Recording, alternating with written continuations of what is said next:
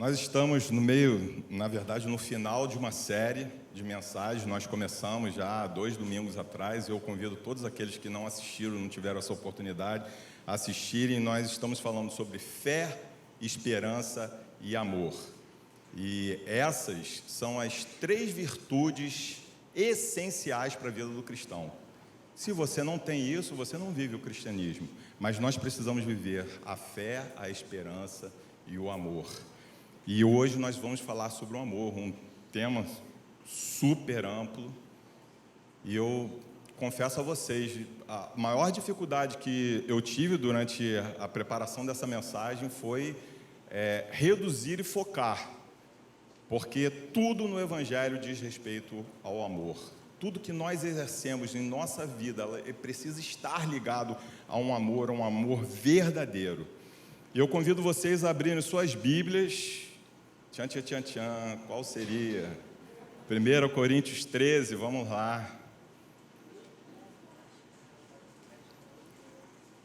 Eu procuro não buscar os temas clássicos sobre em fé eu não usei o texto de Hebreus 11, e em esperança eu usei outro texto também, mas esse texto é especial para o que a gente tem para falar hoje. 1 Coríntios, capítulo 13, vamos ler o capítulo inteiro. Diz assim o texto: ainda que eu fale a língua dos homens e dos anjos, se não tiver amor, serei como bronze que soa ou como símbolo que retine. Ainda que eu tenha o dom de profetizar e conheça todos os mistérios e toda a ciência, ainda que eu tenha tamanha fé a ponto de transportar montes, se não tiver amor, nada serei. E ainda que eu distribua todos os meus bens entre os pobres, e ainda que entregue o meu próprio corpo para ser queimado, se não tiver amor, isso de nada me adiantará. O amor é paciente e bondoso. O amor não arde em ciúmes, não se envaidece, não é orgulhoso, não se conduz de forma inconveniente, não busca os seus interesses, não se irrita, não se ressente do mal. O amor não se alegra com a injustiça, mas se alegra com a verdade. O amor tudo sofre, tudo crê, tudo espera, tudo suporta. O amor jamais acaba. Havendo profecias, desaparecerão. Havendo línguas, cessarão. Havendo ciência, passará. Pois o nosso conhecimento é incompleto e a nossa profecia é incompleta. Mas quando vier o que é completo, então o que é incompleto será aniquilado. Quando eu era menino, falava como menino, sentia como menino, pensava como menino. Quando cheguei a ser homem, desisti das coisas próprias de menino. Porque agora vemos como num espelho, de forma obscura, depois veremos face a face. Agora meu conhecimento é incompleto, depois conhecerei, como também sou conhecido. Agora, pois, permanecem a fé, a esperança e o amor. Estes 3. Porém, o maior deles é o amor.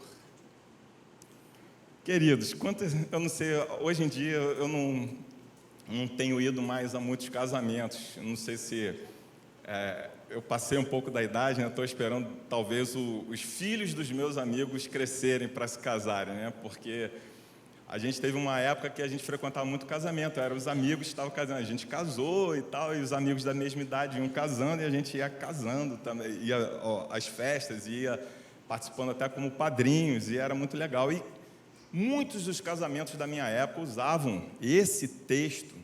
Isso é um soneto, é chamado como soneto do amor. Na verdade, não é exatamente um soneto, mas é uma poesia que Paulo usa nesse texto. E a gente falava sobre o casamento, mas eu acredito que faltava entendimento enquanto esse texto era recitado nos casamentos. Na verdade, enquanto nós falamos de casamento, nós falamos de um tipo de amor, que é o amor entre o homem e a mulher, que é chamado eros na língua grega, e a gente fala sobre erótico, né? Cantares como um livro erótico, e a gente fala, erótico é um termo que soa mal, porque nos remete a um pensamento ruim, mas eros é um amor esplêndido entre um homem e uma mulher. Nós temos também outro tipo de amor, que é o filéu, que é um amor que fala sobre um amigo, né? A gente usa também filéu para demonstrar o amor entre um pai e um filho. E esse amor também é esplêndido quando nós temos filhos, e quem teve essa oportunidade de ter um filho, vê qual é a diferença quando um filho nasce, como que a sua vida transforma, e você passa a amar uma pessoa como você nunca imaginou antes. Mas nós não vamos nos deter em quais os tipos de amor que nós vamos tratar hoje. Nós vamos tratar apenas de um amor, porque esses outros tipos, eles são citados poucas vezes na Bíblia. Mas nós vamos falar de um amor supremo, o amor ágape. E esse amor, ele vai de Gênesis até Apocalipse, e é o amor que influencia em todo outro amor. Se você não tem um amor ágape, o seu amor eros, ele vai ser parcial. Se você não tem um amor ágape, o seu amor filéu, ele vai ser parcial. E nós hoje olhamos para o mundo de uma forma que o amor está acabando. Mas o que seria esse amor supremo que rege e alimenta todos os outros tipos? Chamamos ágape de amor sacrificial, porque é um amor que se importa com o bem-estar do alheio, além de você mesmo, sem esperar nada em retribuição. Nós temos essa não esperar nada em retribuição como a maior premissa do amor ágape. É um amor que nós olhamos para situações e nós não negociamos. Mas hoje em dia, como eu disse, o mundo está muito difícil. Nós temos amizades e muitas vezes nós nos sentimos usados por pessoas, nós nos sentimos frustrados nesse amor, porque nos envolvemos com pessoas e até relacionamentos amorosos mesmo, tanta gente traumatizada porque tentou experimentar um amor e foi usado. Amizades, até quando? Amizades eternas, esse é o sonho de toda pessoa, uma amizade que duraria do início do conhecimento de uma outra pessoa, e nesse relacionamento duraria sem que acontecesse nada de errado até o final das nossas vidas. Quantos amigos nós teríamos? Mas hoje a situação é completamente diferente. Nós podemos contar talvez em uma mão quantos amigos verdadeiros nós temos, e mesmo assim esses amigos muitas vezes nos frustram, e nós precisamos saber lidar com isso. Recentemente eu me deparei com um discurso, vou dizer assim, de uma pessoa que é um mestre, uma pessoa que fala às igrejas, e um pastor também, e ele de repente começa a desabafar sobre a sua vida, e ele começa a aconselhar algumas pessoas que estavam à volta e dizendo o seguinte: não levem pessoas para sua casa, porque essas pessoas elas podem falar mal de você. As pessoas elas só querem usar, então você precisa manter uma certa distância dessas pessoas dentro da igreja. E nesse momento eu me levanto e digo: não é possível, porque se nós exercemos o amor, a gente precisa sofrer e a gente precisa se arriscar. Não é verdade que dentro de uma igreja nós vivamos sem um amor sacrificial. E o amor sacrificial, como Paulo diz, a gente precisa se doar, a gente precisa se decepcionar, mas a gente também precisa persistir. E o tempo todo nós vamos persistir nesse amor, porque essa é a essência. E eu digo o seguinte para vocês: eu não sou psicólogo, mas eu sei que, assim como eu disse sobre a esperança é uma necessidade do ser humano. Nós não podemos viver sem esperança. Um ser humano sem esperança, ele morre. Daqui a pouco entra em depressão, daqui a pouco se sente vazio, daqui a pouco não tem mais o que fazer na vida, ele tira a própria vida. Mas eu digo para vocês, uma pessoa sem amor, ela morre também. E aí você me pergunta, como que pode, dentro da humanidade atual, você dizer que uma pessoa sem amor, ela morre? Porque você acabou de dizer, as pessoas estão perdendo o amor. Mas nós buscamos, assim como na esperança, nós buscamos artifícios para exercer, para experimentar de um amor, mas é sempre um amor parcial. O amor que nós tentamos preencher, essa necessidade do amor supremo, é um amor parcial. O que nós acabamos fazendo? Nós não somos ilhas, não somos feitos para sermos como ilhas, nós somos seres humanos que se relacionam, e dentro desse relacionamento a gente busca um amor, mas ao mesmo tempo a gente não entrega esse amor, e no meio do caminho a gente começa a se frustrar, a gente começa a sofrer, e esse amor acaba inundando a gente, cheio de traumas, e cada vez menos a gente quer esse amor. Eu estava pensando muito sobre esse tema, e me veio uma imagem de um desenho que as crianças assistiam quando eram pequenininhas. Então, quem é pai vai saber qual é. Quem não é pai, eu vou tentar explicar mais ou menos para vocês tentarem ter a fotografia daquilo que eu quero falar. Os personagens são animais, isso serve tipo como uma fábula, né, para nos ensinar uma lição, e eles frequentam um zoológico, eles vivem dentro de um zoológico na cidade de Nova York, no Central Park. A maioria já estou vendo rindo porque já sabe qual é a história. Esses animais, eles são muito bem cuidados, eles têm tudo ali, são quase seres domésticos, né? Animais selvagens, mas domesticados. E eles estão ali, todo dia de noite chegam aquelas bandejas de prata cheias de alimentos, né? E eles têm aquelas brincadeiras entre eles são amigos. E um leão é o melhor amigo de uma zebra, um carnívoro melhor amigo de um herbívoro, né? E você vê que a cadeia alimentar ficou um pouco bagunçada aí. Mas em determinado momento, eles fogem do zoológico. E aí são capturados, né, com dardos tranquilizantes, aquele negócio, a Sociedade Protetora dos Animais se levanta, olha, esses animais não podem ficar presos, eles têm que voltar para a natureza. E essa era a vontade da zebra, né, que queria voltar mesmo para a natureza, para experimentar aquilo, algo diferente, a liberdade e tudo mais. E aí eles são enviados para a África. Chegando lá, eles caem do navio e vão parar sozinhos lá dentro de uma ilha chamada Madagascar. E chegando na ilha de Madagascar, eles começam a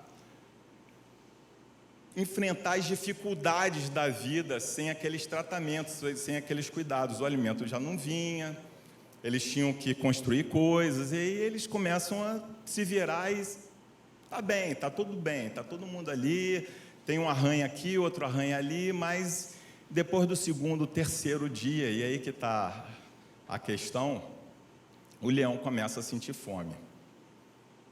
E o leão começa a sentir fome, e de repente, ele começa a olhar para os amigos e começa a olhar, e ele não enxerga mais os amigos, ele enxerga uns bifes bem suculentos.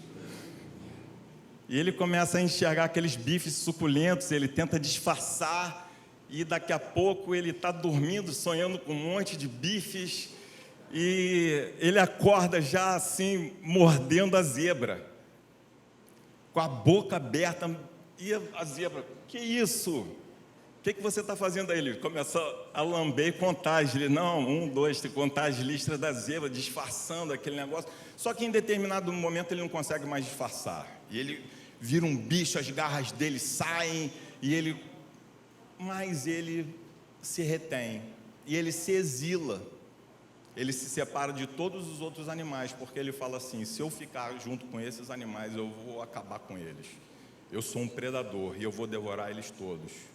E quando ele vai para o exílio, ele fica sozinho, e aí o filme faz a questão de botar assim, cara, um lugar sombrio, com nuvens cinzas, né? Um lugar solitário, feio, a vegetação não tem aquele verde, e os outros amigos estão lá, e daqui a pouco vem a solução da vida deles, que é o navio voltando para levar eles de volta. E aquele leão, ele está lá exilado, Mas a zebra se levanta e fala assim: eu vou lá buscar ele. E os outros amigos falam: não vai, porque se você for, ele vai te devorar. É muito perigoso, mas ele vai mesmo assim. Chegando lá, ele encontra o amigo fala: sai daqui, sai de perto. E ele mesmo assim insiste, e o amigo tenta agarrar ele para dentro daquele instinto, né, de predador. Mesmo assim, ele vai embora, afasta e deixa disso. Só que no meio do caminho, a zebra enfrenta um outro perigo, que é fora do leão. São outros predadores que vêm para devorar a zebra. E no meio daquela confusão toda, o leão surge. E ele surge não como um predador, mas como um amigo salvador. E que eu quero dizer isso? Todos nós temos necessidades. A nossa carne nos impõe necessidades que nós não gostaríamos de ter. E nós, nesse mundo, nós somos predadores e presas. Nós estamos o tempo todo vivendo nessa escolha entre arriscar, se doar. Mas o que eu vejo nessa história tão simples é que o amor verdadeiro, ele tem o poder de libertar dessa força instintiva que nós temos. Se nós não prestarmos atenção, nós vamos olhar as pessoas como bifes. Nós olhamos as pessoas sempre como uma utilidade para nós. E aí que está a diferença desse amor. É a necessidade da nossa carne contra a necessidade que é a do amor. Nós temos essa necessidade, lembra? E como se resolve isso? A gente normalmente, eu havia falado, a gente tenta suprir essa necessidade de alguma forma. E nós temos nichos nas nossas vidas. Cada um aqui tem um nicho familiar. E é muito fácil a gente amar o nosso filho, como eu disse. E aí então a gente tenta se alimentar do amor que a gente necessita através do amor filial. Eu vou amar o meu filho. Ou da minha esposa. Infelizmente, a gente tem cada vez mais dificuldade de amar o nosso cônjuge. Talvez mais facilidade de amar o filho. Ou então um círculo de amigos. E a gente vai tentando se alimentar e eu fico vendo coisas às vezes terríveis. Você vê, não é possível, como que pode uma pessoa que exerce tamanha corrupção no mundo, destruindo tantas vidas, quando você vai ver ele sozinho em relação à família, ele está ali, parece que ele ama, que ele se doa, que ele entrega. Ou até aquele maior assassino que tem no amor do seu gatinho a solução da sua vida. Mas isso não é a solução. Jonathan Edwards é um avivalista do século XVIII e ele dividia esse amor entre receber e dar.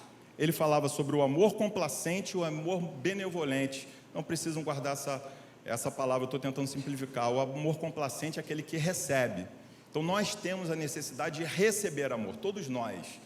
Eu preciso receber amor, então eu preciso me sentir amada por alguém. E eu vou buscar isso de alguma forma. E se alguém não me amar, eu vou ficar triste.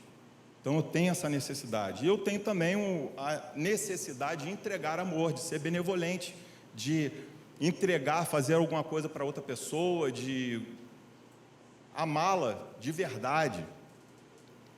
Mas ele fala também que o amor ele se realiza da seguinte forma, segundo 3 parâmetros. O verdadeiro amor ele se realiza quando a pessoa não merece. O verdadeiro amor ele se realiza quando eu pago um preço.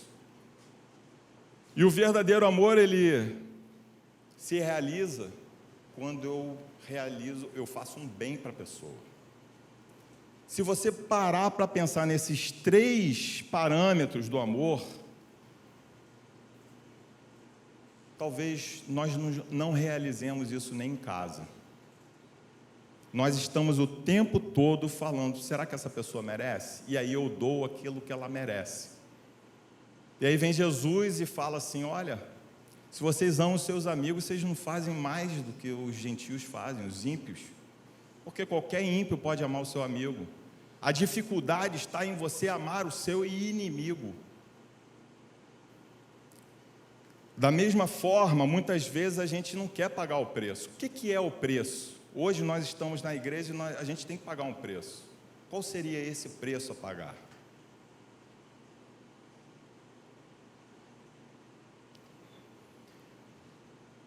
E o principal, fazer um bem para a pessoa.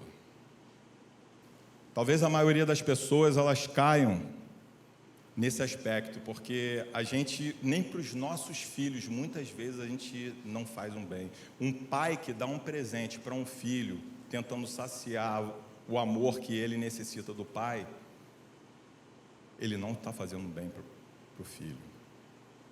A gente tem uma dificuldade muito grande dentro das igrejas hoje em dia, que é a questão da exortação. Exortação nada mais é do que você chamar a pessoa para perto.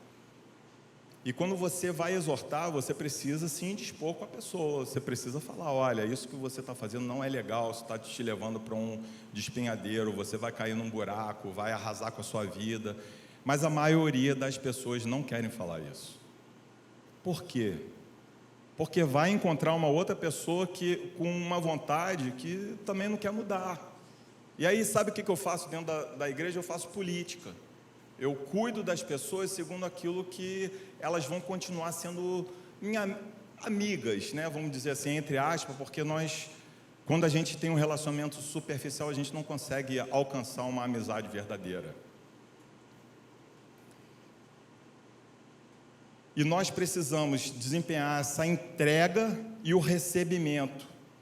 Mas olha, não é possível nós entregarmos ou recebermos o amor se não for através do amor ágape. E o amor ágape, como eu disse, é muito difícil. Por mais que eu estude, por mais que eu aprenda, por mais que eu fale aqui, eu posso falar 5 horas sobre esse tema, porque está desde Gênesis até Apocalipse. E ágape, Deus não é um Deus que ama, Ele é amor. Essa é a essência de Deus. É um atributo de Deus que se comunica com a gente. Então nós só podemos ter esse amor se for através de Deus. E esse amor, quando você acha assim, eu não recebo amor de ninguém, você olha para o Senhor e você vê, Ele está sempre lá. E Ele está sempre lá te entregando amor. Quando eu quero amar e eu falo assim, Senhor, eu não consigo amar essa pessoa. Um jovem me parou ali agora e foi perguntar sobre o livro de Jonas. E Jonas, a gente sabe da história, teve a dificuldade de ir falar com os ninivitas. E por que ele teve essa dificuldade? Porque Deus chamou ele para pregar para os ninivitas, porque senão iria destruir. Ele quer ir, vai para esse lugar, para Nínive, ele vai para outro lugar completamente contrário. E ele começa a contender com Deus, porque ele acreditava que aqueles ninivitas não mereciam. Era um povo muito cruel. Se eu for estudar a história dos ninivitas, ele era um povo que não merecia nada. Mas o Senhor, dentro desse amor, Ele resgata pessoas que não merecem nada, pessoas da pior espécie. E Jesus é a maior realização desse amor. Quando nós falamos Deus é amor, muitas vezes nós não entendemos. E se você não entende que Deus é amor, e o que representa esse amor, você não entendeu o Evangelho. Porque Jesus, quando veio ao mundo, nós não merecíamos. Ninguém merecia o amor de Deus. E o preço pago foi um preço que nós não imaginamos. e o bem é a nossa salvação. Através de Jesus e do exemplo que Ele nos dá, nós podemos prosseguir, nós podemos exercer esse amor. Então, o Espírito Santo de Deus é o único que pode realizar esse amor dentro de nós. E eu podia terminar a pregação aqui, mas eu preciso falar com a igreja. E eu li um texto de 1 Coríntios 13, que eu falei que a maioria das pessoas não entendem. O que quer dizer esse texto? E eu preciso fazer esse desafio à igreja ainda hoje. Você, para entender esse texto, você precisa, a gente está aprendendo isso na Esforce. Para você entender esse texto, você precisa entender o contexto. E você, para saber o que Paulo estava dizendo, você precisa ler o contexto e saber a história dos coríntios. A cidade de Corinto, se você for analisar no mapa da Grécia, a Grécia tem as províncias do sul, e é quase como uma ilha, só que ela tem acho que são 14 quilômetros só de faixa que liga ao continente, mas ela é ligada, não é uma ilha. Então a gente tem as províncias do sul e as províncias do norte, e Corinto fica ali na passagem. Cerca de 150 anos antes de Jesus, Corinto foi devastada, ela foi completamente destruída. E depois dessa destruição, eles ficaram aproximadamente 100 anos sem ter nada. Já avançado, o imperador Júlio César vê o potencial daquela região e resolve reerguer Corinto. Quando ele reergue Corinto, vem gente de tudo quanto é lugar. E ali existe uma promessa muito grande, além da realização comercial. As pessoas que iam para lá, elas iam preocupadas com a sua própria vida, porque elas queriam vencer. E elas queriam vencer de que forma? Fazer dinheiro. Onde tem oportunidade aí? A Corinto, pô, vamos lá, pega a família aí, vamos para lá, garimpeiro, né? Vamos garimpar, vamos comercializar, vamos fazer. E aí tem gente de tudo quanto é lugar em Corinto, só que a cultura dessa miscigenação, a multietnia, cada um com a sua cultura, ela converge de uma forma muito ruim. Primeiro, nessa situação do propósito da cidade, que era fazer dinheiro, prosperar comercialmente, e segundo, na mistura dos deuses. Então a gente pode ver que a imoralidade era muito grande em Corinto. Lá existia um templo no alto do monte, chamado Templo de Afrodite. E esse templo era um templo em que existiam sacerdotisas, que eram prostitutas. Todos os dias, cerca de 1000 prostitutas se reuniam nesse lugar. Além disso, a gente tinha o templo de Apolo, um outro grande templo, que era o templo do conhecimento, o templo do paganismo, mas que exercia profecia, que exercia cura. E esses homens da cidade de Corinto, todos se dividiam entre um e o outro, ou somando.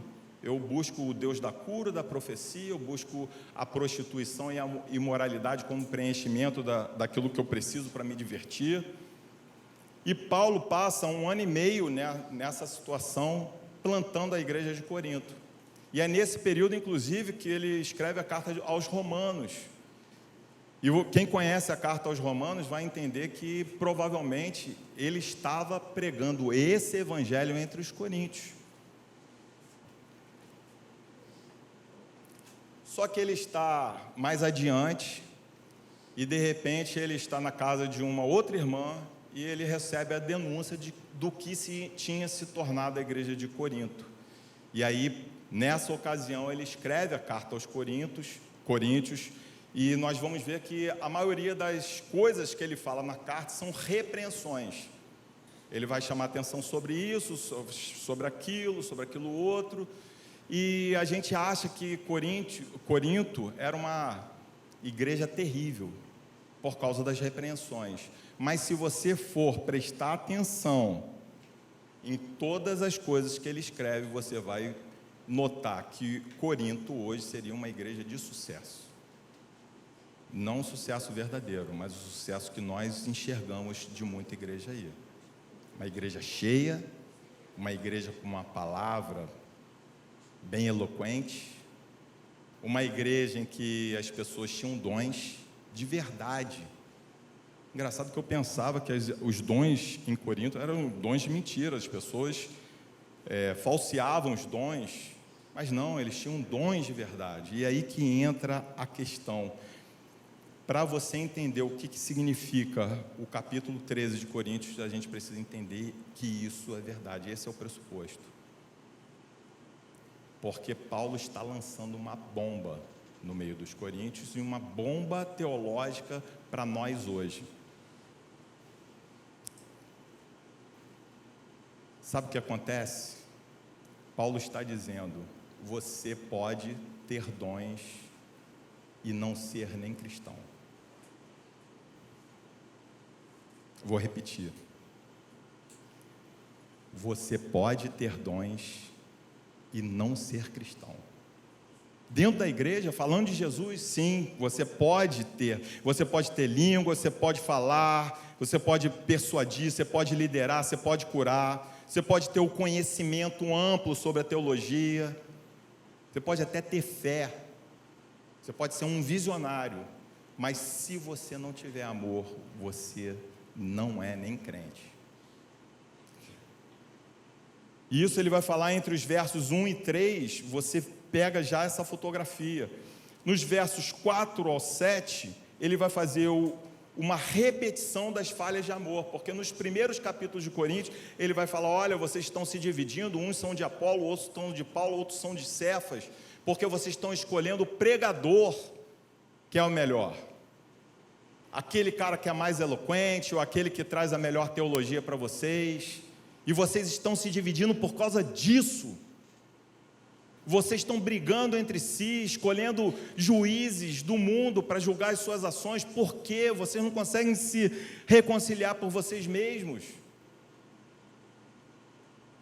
E se você for reparar nos versos, ele fala assim: olha, o amor, ele gera amizade, ele gera união, ele não gera divisão, brigas, arrogância, avareza. Vocês não contribuem com os apóstolos. Por quê? Quando o texto que nós usamos para realizar a ceia, para dirigir a nossa ceia, é um texto de 1 Coríntios. Por quê? Porque eles realizavam aquela refeição, a ceia do Senhor, em memorial àquilo que o Senhor tinha feito e que ele representava, o sangue dele, que é a realização do amor, não só na época de Jesus, mas depois de Jesus e até o dia que ele voltar. Mas Paulo vai exortar esses homens, porque nesse tempo eles realizavam a ceia, e cada um procurava o seu primeiro. Eu vou, corro à mesa, me sirvo, e se não sobrar nada para ninguém, problema. Mas eles tinham dons. E eu digo, ativismo na igreja não significa cristianismo. Tem um texto que vocês talvez já tenham lembrado a essa altura, que ele fica em Mateus 7, 21 a 23, diz assim: nem todo que me diz Senhor, Senhor, entrará no reino dos céus, mas aquele que faz a vontade do meu Pai que está nos céus. Muitos naquele dia vão me dizer: Senhor, Senhor, nós não profetizamos em teu nome, e em seu nome não expulsamos demônios, e em seu nome não fizemos muitos milagres? Então lhes direi claramente: eu nunca conheci vocês, afastem-se de mim, vocês que praticam o mal, vocês que não amam. E durante a Bíblia a gente vai ver vários outros exemplos que mostram pessoas que tinham dons, mas pessoas que não conheciam o Senhor. Balaão se esforçou tanto para realizar alguma coisa, profetizou de verdade, e acertou a profecia, tá? Mas ele não conhecia o Senhor. Saul outro personagem que nós podemos ver que o Espírito do Senhor vem sobre ele, ele profetiza, ele luta com a força interna do Senhor, e ele morre de uma forma maldita, anátema.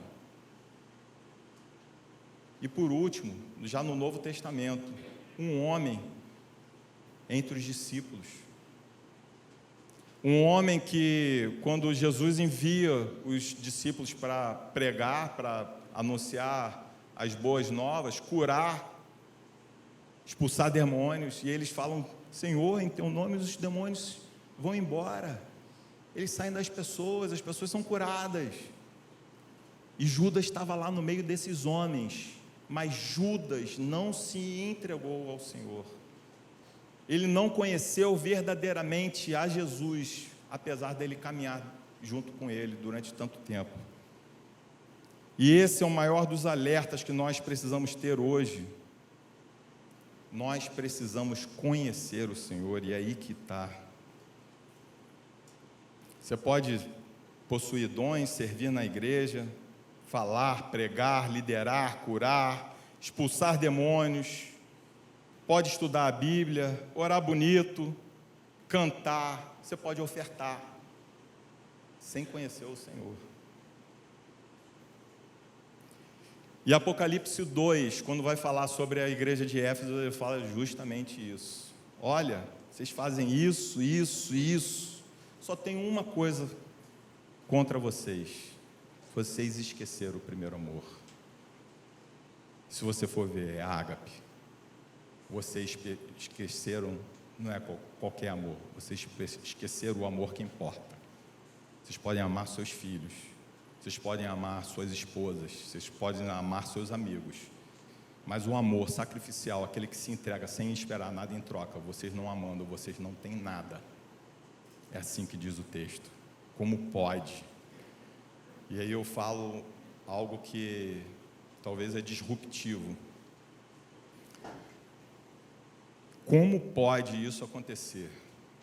Recentemente eu tive um embate, eu perguntei muito isso a Deus, porque existia um líder que a gente apreciava, né, o que ele dizia, e de repente esse líder, depois de 20 anos, ele foi, lá nos Estados Unidos, ele foi descoberto com imoralidade sexual dentro da igreja.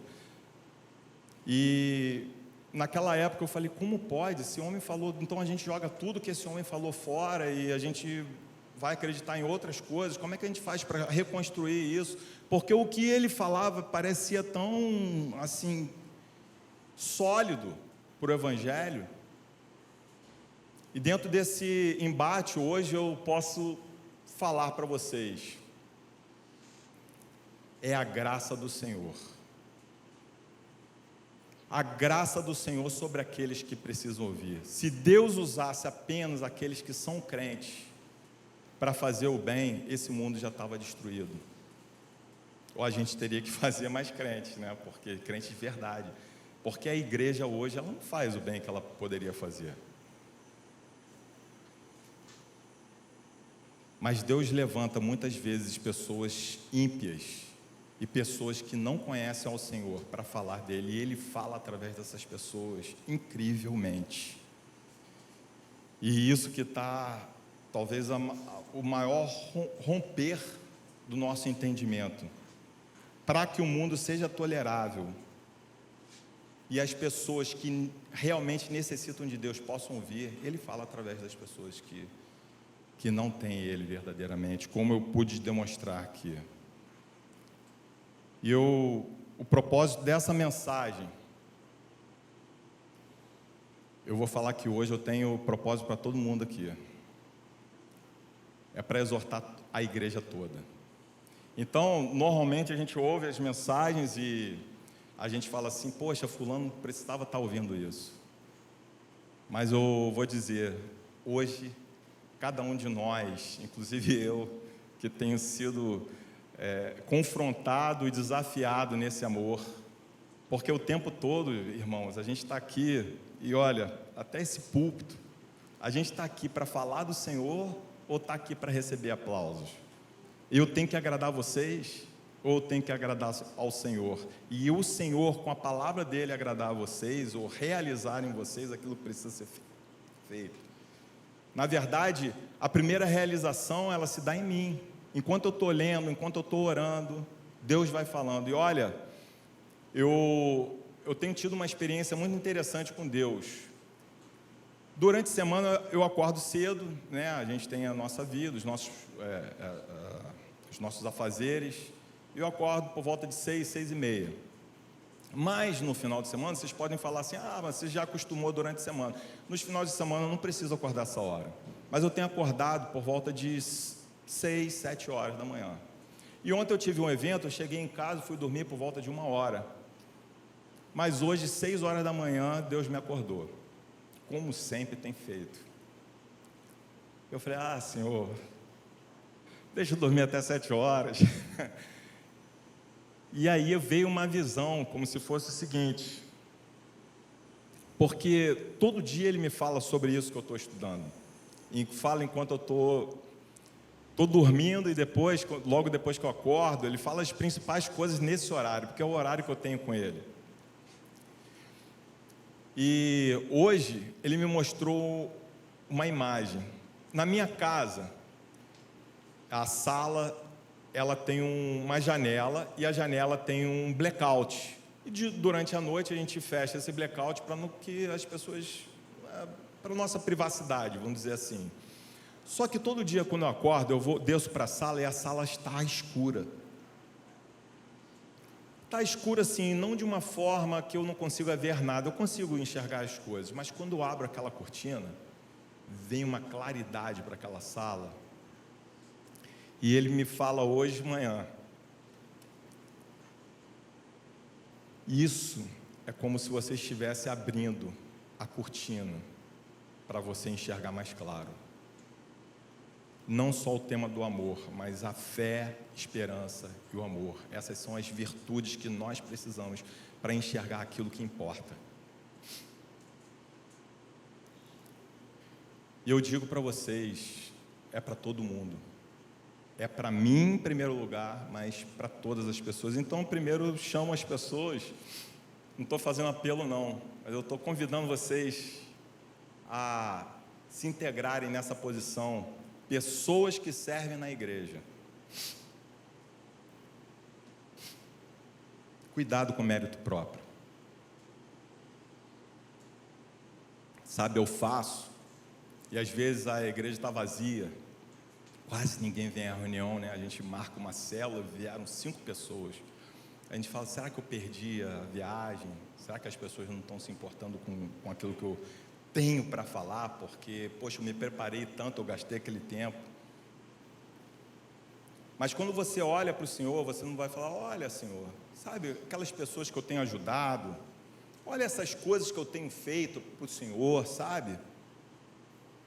Olha esses dons, eu até acredito que o Senhor me deu os dons especiais, eu falo muito bem, ou eu ajudo as pessoas muito bem, eu consigo convencer pessoas, né? Eu acho que eu sou muito importante, né? Para falar a verdade, dentro da régua, né? Vamos fazer uma média aqui das pessoas, eu estou acima da régua. Então o Senhor olha para mim e eu falo: olha, eu tenho mérito, então eu mereço ser salvo, eu mereço receber coisas. Mas ao mesmo tempo, eu posso estar aqui ou lá nessa célula falando com raiva, porque fulano, beltrano, ciclano não veio na reunião, eles não têm compromisso. E eu não estou olhando nem para as pessoas que tiveram compromisso ou que estão precisando receber, ou para a real situação dessas pessoas que não vieram. E eu estou nutrindo dentro do meu coração essa ilusão de que eu estou amando alguém, porque eu faço coisas. E eu vejo muitas pessoas, pastores, que têm caído por causa disso. Sabe o que acontece? Aí eu já estou falando de uma pessoa que está falando à frente de uma igreja, está com um público enorme, 10 mil pessoas me ouvindo, e eu falo um monte de coisa, as pessoas batem palma: você é muito bom, a unção do Senhor está sobre você. E na minha cabeça talvez eu esteja só com benefício porque aquilo me dá dinheiro, aquilo me dá benefício, aquilo me dá holofote. E nesse momento é que as pessoas começam a cair. Primeiro o pecado, e aí o pecado começa a se multiplicar dentro da vida da pessoa, e começa sempre pela falta do amor. E aí daqui a pouco, sabe o que converge? É assim, parece que é um passo a passo. Você quer cair, vai acontecer isso. Você começa a não amar, aí daqui a pouco você começa a pecar intimamente, e daqui a pouco você vai para a imoralidade sexual, aí vem os escândalos. Mas aí você fala, poxa, o líder tal caiu por causa de tal escândalo. Mas você não está vendo, porque em volta dele tem uma porção de anônimos que estão caindo antes dele, junto com ele. E quando aquele líder caiu já há muito tempo, mas só se tornou notório que ele caiu. Mas ele caiu lá atrás. Quando Jesus vai falar com Éfeso, é exatamente isso. Só tem contra ti o seguinte: você perdeu o primeiro amor. E todo o resto vem em consequência, mesmo que não esteja aparecendo, isso vai acontecer. Então a nossa identidade em Deus, eu falo para esse nível de pessoas, as pessoas que têm se doado de certa forma, procurem a essência. A nossa identidade em Deus, eu tenho que falar o seguinte: Deus, eu te amo, porque eu te amo. Eu não te amo porque o Senhor me faz isso, ou te amo porque o Senhor me fez a minha vida melhor, o Senhor tem me dado bens, antigamente eu estava no buraco, ou o Senhor tem me dado amigos bons, ou o meio da igreja ele é tão tranquilo, né? Tão legal, a gente chega aqui e sente certa segurança, é melhor do que lá no mundo. Mas é muito mais do que isso. Eu te amo porque eu te amo. E na verdade, eu amo ao Senhor, inevitavelmente a gente vai fazer de forma instintiva, porque Ele nos amou primeiro. Mas reconhecer esse amor de verdade só vai quando você começa a amar o Senhor sem querer nada em troca. E como é que você descobre isso? Orando no seu quarto, no secreto. E aí eu falo agora para as pessoas que não servem. Essa mensagem é para você também. Porque muitas vezes você vai falar assim: olha, eu não possuo dons. Eu queria tanto ter o dom do fulano, eu queria ter tanto o dom do outro. Ou o pastor, ele é tão legal, né? É uma pessoa tão boa, mas eu, na frente dessa igreja, não ia ser nada. E a Bíblia fala o seguinte: buscai os melhores dons.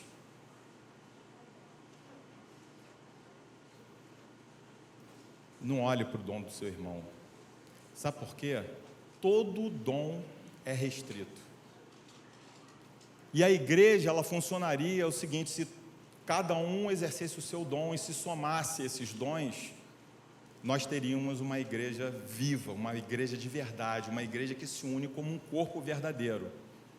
O problema é que às vezes a gente quer o dom que aparece, ou o dom que realiza o nosso ego, porque eu vou ter lá, talvez, sei lá, um reconhecimento do exercício do meu dom. Mas Deus trata com você no secreto. Ele reconhece, e um dia você vai ter recompensa. Se você não for recompensado nesse mundo, não se importe com isso. E esse está o preenchimento do amor que você precisa para viver. É reconhecer o amor de Deus em primeiro lugar. As pessoas vão sempre vacilar. Mas você muitas vezes está num lugar de omissão. E isso é falta de amor, sim. Porque quando nós estamos em omissão, nós não acreditamos mais naquilo que Deus está fazendo e nós olhamos para nós mesmos. Sabe o que acontece? Eu acho que é errado, eu tenho uma teologia, sabe, sobre as ofertas, que esse negócio de dízimo, eu não gosto de ficar falando sobre dinheiro, e não é essa a questão, preste atenção que eu vou falar, porque são os princípios. E eu não gosto de contribuir com dízimo, sabe por quê? Não tem necessidade, não é bíblico, ou a Bíblia falava isso em outro tempo, agora não. Mas aí, o seu dinheiro, ele não vai para outra pessoa. Mesmo que você não contribua com a igreja, você também não contribui com ninguém. Então, o princípio da generosidade não é exercido na sua vida, não acontece. Por quê? Porque você não tem amor. Então, eu não ajudo meu irmão, eu não reparto as atividades com ele, eu não apoio ninguém, porque a minha vida é em primeiro lugar, em segundo lugar, em terceiro lugar, em quarto e em quinto, e assim vai. E o pior, pare de exigir das pessoas. A gente senta aqui, às vezes, muitas vezes, como se fosse um auditório de show. Pô, o culto foi muito bom. Esse culto foi maravilhoso, o louvor foi legal, né? Cantou bem, tocou bem, pregou bem. E não é isso que Deus quer para você. Nós estamos aqui para aprender. Mais do que isso, nós estamos aqui para nos reunir em nome do Senhor. E o principal para essa omissão, eu vou falar uma coisa para você. O amor não é um dom. O amor é um fruto do Espírito. Quanto mais você se entregar para o Senhor, quanto mais você buscar Ele no seu secreto, você conhecer Ele, mais você vai ter esse fruto na tua vida. É diferente de você buscar um dom, porque dom qualquer um pode ter, cada um vai ter o seu, mas o fruto do Espírito é uma exigência do Senhor para todo aquele que crê nele. Então, por menos dons que você tenha, ou se você não tem ainda o dom que você está pedindo a Deus, continue pedindo, busque os melhores dons. Mas uma coisa é certa, isso está no Evangelho: o fruto do Espírito Deus te dá, e dá para todo mundo, tem medida para todo mundo aqui, não vai faltar para ninguém, eu garanto isso. E para concluir, eu queria ler o texto de João, capítulo 17, de 20 a 26.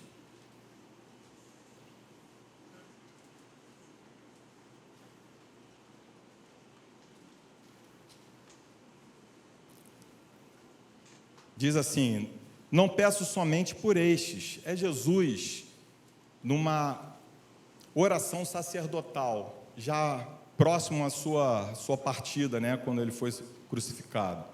Não peço somente por estes, mas também por aqueles que vierem a crer em mim, por meio da palavra que eles falarem, somos nós, a fim de que todos sejam um, e como tu, ó Pai, estás em mim e eu em ti, também eles sejam em nós, para que o mundo creia que tu me enviaste. Eu lhes transmiti a glória que me deste, para que sejam um, como nós o somos. Eu neles e tu em mim, a fim de que sejam aperfeiçoados na unidade, para que o mundo conheça que tu enviaste e os amaste, como também amaste a mim. Pai, a minha vontade é que onde eu estou também estejam comigo os que me deste, para que vejam a minha glória que me conferiste, porque me amaste antes da fundação do mundo. Pai justo, o mundo não te conheceu, eu, porém, te conheci, e também estes reconheceram que tu me enviaste. Eu lhes fiz conhecer o teu nome, e ainda o farei conhecer, a fim de que o amor com que me amaste esteja neles, e eu neles esteja. Eu tive um sonho um tempo atrás, eu estava lendo um livro sobre a Trindade, e eu não conseguia compreender como que pode ser 3 pessoas e um Deus só. E nesse sonho, Deus me mostrava isso. Ele falava assim: esse é o plano que eu tenho para toda a humanidade. O dia que vocês aprenderem a amar como nós nos amamos de uma forma perfeita, o dia que não houver mais pecado, nós seremos assim, como a Trindade é. Não haverá divisão. Não haverá nada que nos retraia em poder, porque essa união é que faz a força. E ele falava mais o seguinte: sabe a ceia? A ceia tem esse significado. É o memorial daquilo que eu vim implantar no mundo, que é essa união que começou a acontecer já, mas um dia vai ser perfeita. Então nós temos, se você tem fé e tem esperança, mas você não tem amor, você não tem a fé e a esperança certas. Se você tem um amor verdadeiro, certamente você vai ter a fé e a esperança verdadeiros. O amor é a origem e a consequência da fé e da esperança na vida do cristão. Sem o amor, assim como nossa irmã cantou, pedindo a Deus propósito. Sem amor nós não temos propósito.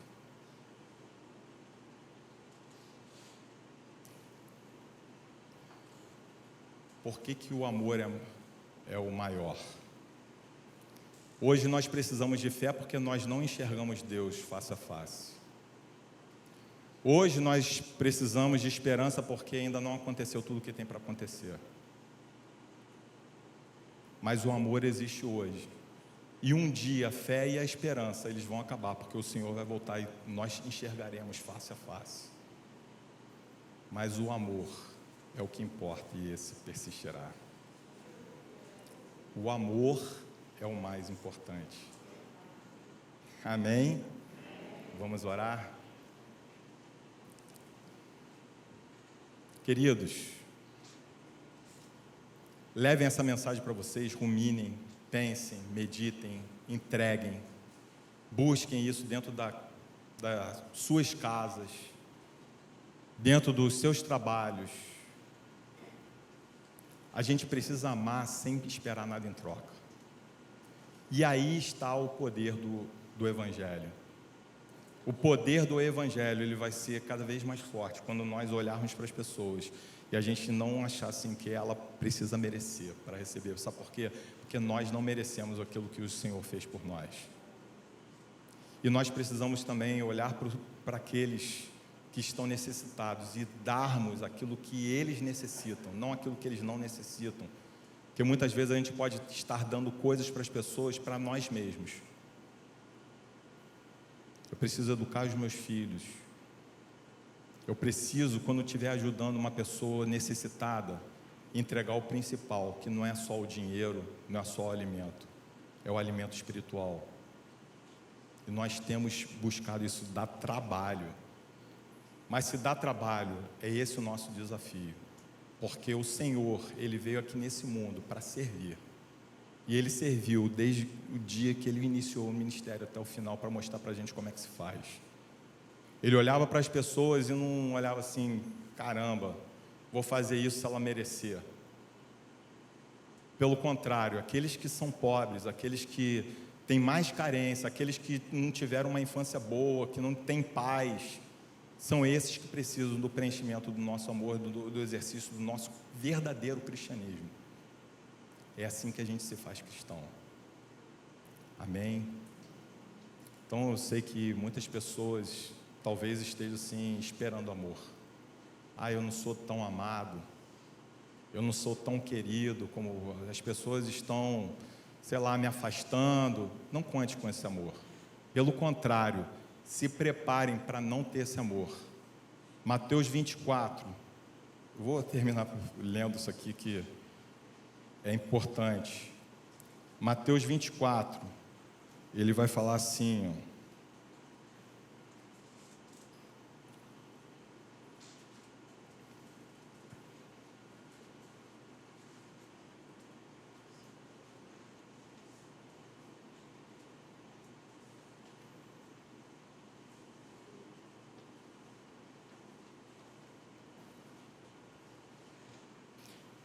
a partir do versículo 7, porque nação se levantará contra nação e reino contra reino, haverá fomes e terremotos em vários lugares, porém todas essas coisas são o princípio das dores.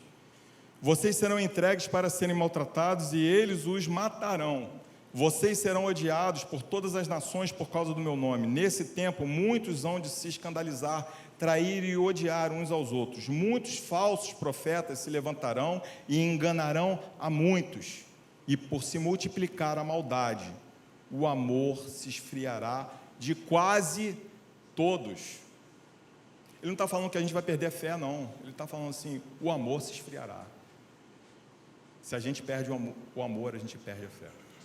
A gente perde a esperança, a gente não tem nada verdadeiro. Vamos orar. Pai, obrigado pela palavra que o Senhor nos deu nessa manhã, Senhor. Eu sei que é impossível que nós realizemos esse amor.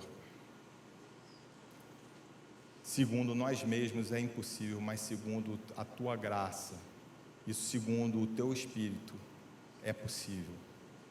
Então nós te pedimos, Senhor, que o Senhor esteja preenchendo cada um de nós agora, primeiramente com o reconhecimento do Teu amor para conosco. O Senhor é um Deus bom, o Senhor é um Deus perfeito, um Deus que cuida, um Deus que provê, um Deus que guarda. Senhor, nós só temos a Te agradecer por tudo que o Senhor já fez nas nossas vidas e nos resgatou, Pai. E agora eu te peço que o Senhor nutra em nosso coração esse caminho de verdade, o único caminho de verdade. É em nome de Jesus, Senhor, que te oramos. Amém.